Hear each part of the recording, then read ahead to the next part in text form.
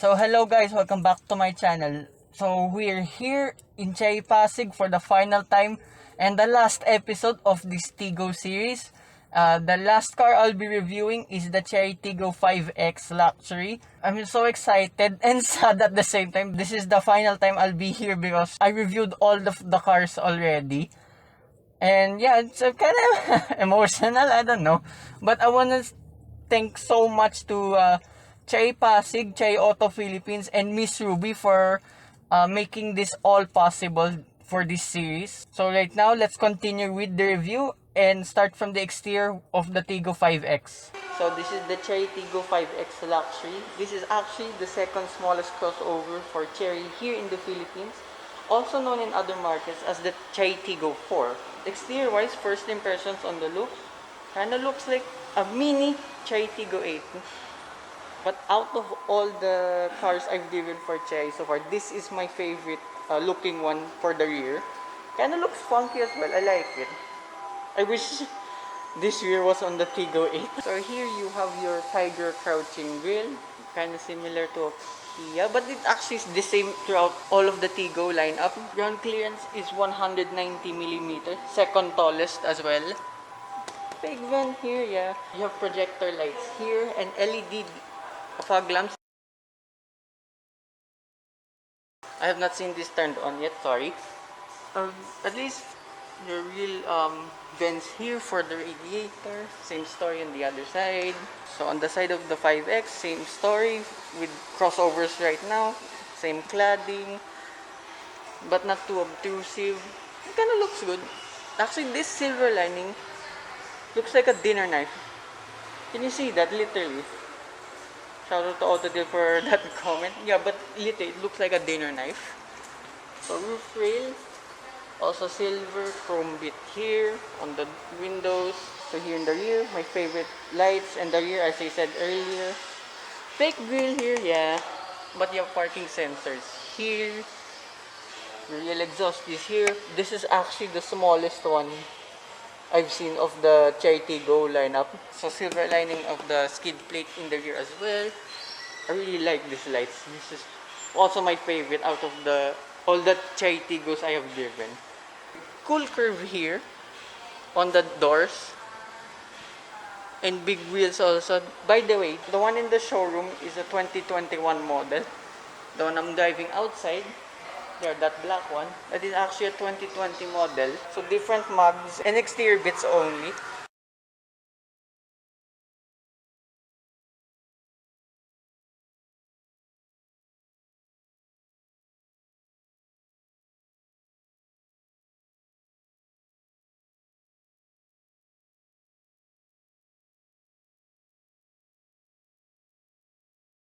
So that's about it in the exterior.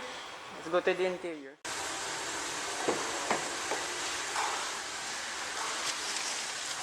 So this is the interior. The Chery Tiggo 5X. Let's actually turn on the aircon. In my opinion, I think this is a better looking infotainment.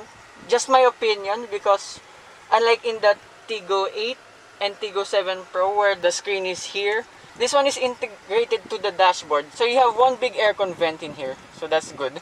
So same looking digital cluster, like all Chery Tiggos, except in the Chery Tiggo 2. Actually, I tried out the aircon, just lowered the fan so you can hear me. It's responsive enough. Like in the Chery Tiggo 8 and 7 Pro, you can adjust the aircon here on the infotainment and use of the physical buttons here as well. So the differences with the Tiggo 7 Pro and 8, this has a swivel wheel. Wow, not the music. Same setup, QD drive or QD link if I'm not mistaken. So responsive enough, it's not bad. Okay, there's tiny bit of lag. This is the first time I actually use it. It still has the Apple CarPlay and Android Auto, as I said. You can change your vehicle settings here. Kind of same lag with the Tiggo 7 Pro, but as I said, it's not too bad. You have to kind of press hard on the screen because if you do light touch, it won't respond that much. So that's about it in the infotainment. There's a battery life here. Maybe that's for the car. I don't know. So cool looking aircon vents here. A cool Tiggo badge here on the dashboard. Like all Tiggo products. Decent glove box. Few blank buttons here, my OC, but it's not fine. You have a start stop button here. A pad here. I think just enough for a phone. Two cup holders here with a cover at least. Central armrest. Okay, small but it's enough for most items. So by the way, there are three models here in the Chery Tiggo 5X lineup. We have a manual, which is the model I would probably take. The normal automatic, and this one, the 5X automatic luxury. Few differences only. Of course, the manual does not get the screen. Bummer. You just get a radio in the manual. Automatic and the luxury variants, the differences, the seats, these are leather. Feels comfortable in here. Kind of hard seats, but it still gets the job done, surprisingly. Just few more comfort and convenience features and the interior as well. Just refer back to the spec sheet to know the differences fully. Adjustments for the trip computer here. So there's three: dynamic, fantasy, passionate. I'll leave it in passionate because it's red. Okay, that's something new. I've not seen that in any of the Chery Tiggos I've reviewed. So here you have also your tire pressures and the fuel economy. So still same setup in the Chery Tiggo lineup except for the 2. I kind of like the setup. Getting used to the setup as well too. So you have your window switches here at that angled position. Also nice touch. It's not like a flat one like in the Tiggo 8 or the 7 and the 2. There's a grip here in the door. And your door handles chrome as well. Actually, the interior mixed with hard plastic and soft touch leather, at least on top of the dashboard, is still squeegee enough. So not too bad at all. So you have chrome a bit up here. Oh yeah, there's no key for that. Visors, no. Light switches here. Oh,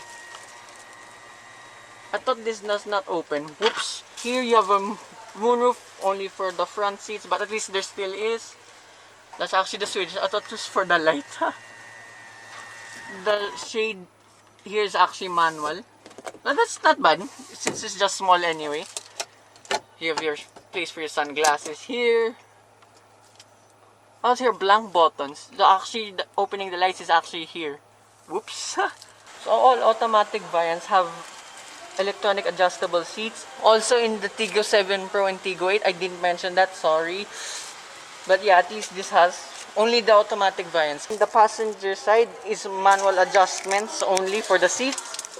Right here. And unlike in the driver side, there's a net storage here. That's it. So sitting here in the back of the Chery Tiggo 5X Luxury. Actually, there's a lot of room. You have a seat pocket here. Feet room, leg room, and my headroom. Not bad. It feels spacious in here as well, so very good. Same angle for the window switches. The same grippy thing here in the door. Same chrome door handle. There's no central armrest here, but there are isofix tethers here. At least you have 2 aircon vents in here. There's no USB port or anything. A very small cubby space here, not enough for a phone. Transmission tunnel, that much. So sitting here in the middle, it's not too much in the way, but it's wide enough so you can just put your feet on top. So sitting here in the middle, still enough. So like in the Tiggo 2, this is the only one with the manual tailgate as well. But still you have a reverse camera here and another well hidden one up here like in the Tiggo 8. So open the space up, the tonneau covers there, you cannot keep it under by the way. You have 493 liters of space. So that's pretty generous for a crossover as well. So underneath the false floor, you have a space saver spare tire. You have a grocery hook here, sorry if you can see it, on either side. One light only. And with the seats down, just watch out, the seat belt goes with it. So make sure to put them on the side before putting them down. So that's, whoops, there. So that's the space with the seats down, which probably doubles. You have 2 tethering points here. That's it. So right now I will show you the engine.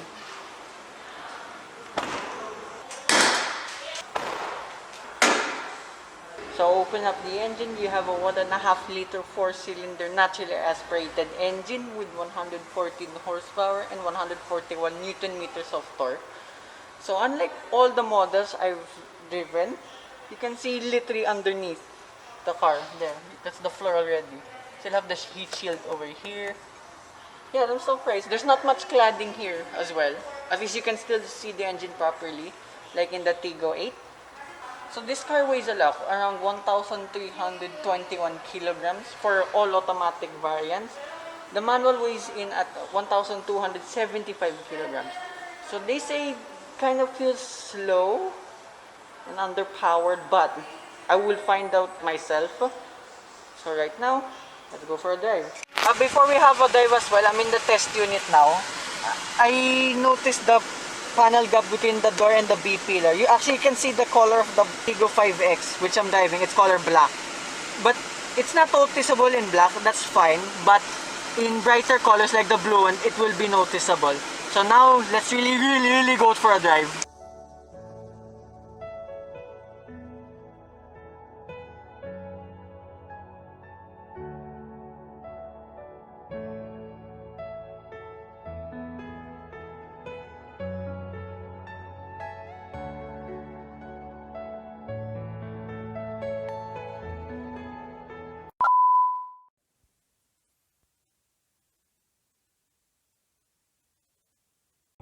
So driving the Chery Tiggo 5X Luxury, I'll be honest, this could be the best one of all the Tiggos. Exceeded all of my expectations.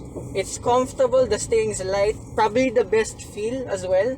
There's just right amount of feel to the steering wheel, and over that bump, it glides through all the bumps actually. And the CVT is quite responsive enough, not too bad. It's not too dull or numb. I think that's the same thing. On the way here, accelerating hard. Yeah, it's not too bad. It's responsive enough. There's no driving modes here, by the way. The only thing I find annoying, yes, it's a CVT. When it gets up to higher speeds, it will get noisy. That's a characteristic of a CVT, so that's already given. I think it's more of a city sleeker. Here, I will floor it, Here, it takes time to kick down, but it's not too long, like a second-ish, that's it. Okay, body lean is present. Yeah, what do you expect? This is a crossover, not a sports car. But it still feels stable through the corners despite the body lean. Yeah, and here again, demo with the throttle. Oh, wait, not yet. The car. It's not as bad as you think. Just again, like in the Tiggo 8, proper input only. Then you'll be fine. There. Yeah, it will take time to get up to 100 kph. You will get there eventually. But up to short bursts, I mean, like 60 kph only, it's not too bad. So fuel economy, on the way here, I was doing 14.7 liters per 100 kilometers, which is almost on par with the Tiggo 2. But it actually got as low as to 13 liters per 100 kilometers, which is the most economical car I've tested in all of the Tiggo lineup. So the CVT is playing a big role, so that's a good thing. And yet again, over bumps and humps, no problem. I'll say it again, it exceeded all of my expectations. It's not a bad car at all. Doesn't feel too heavy. I do not feel the weight of the car. Just to higher speeds like 100 kph, which I could not test. But again, this car feels more at home in the city, like up to 60 kph, 70, 80, still acceptable. Despite being a CVT, it's noisy, yes, but NVH here is so good. Probably one of the best also in the lineup. But low speeds here, like now, it's quiet. Not bad. The seats actually have good bolstering too. For the Luxury EX, this is the leather type seats. And also, thank you Reagan Rides to subscribing to my channel. There's one thing I didn't notice. It didn't struggle that much on a steep incline, which I'll demonstrate now.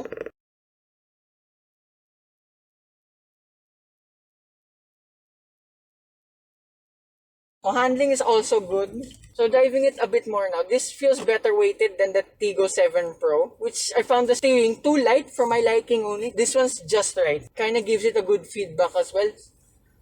Tiny bit better than the Tiggo 2. Driving all of the cars right now,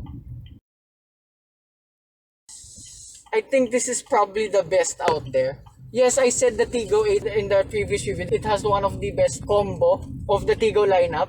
The engine and drivetrain, since it was a DCT. This one's a CVT. But unlike in the Tiggo 7 Pro, it went up the RPM so fast since it was a turbocharged car.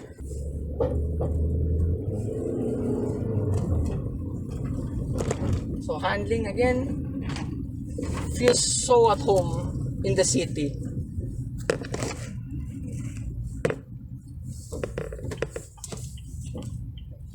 So yeah, probably have a new favorite Tiggo. So that's all I can say.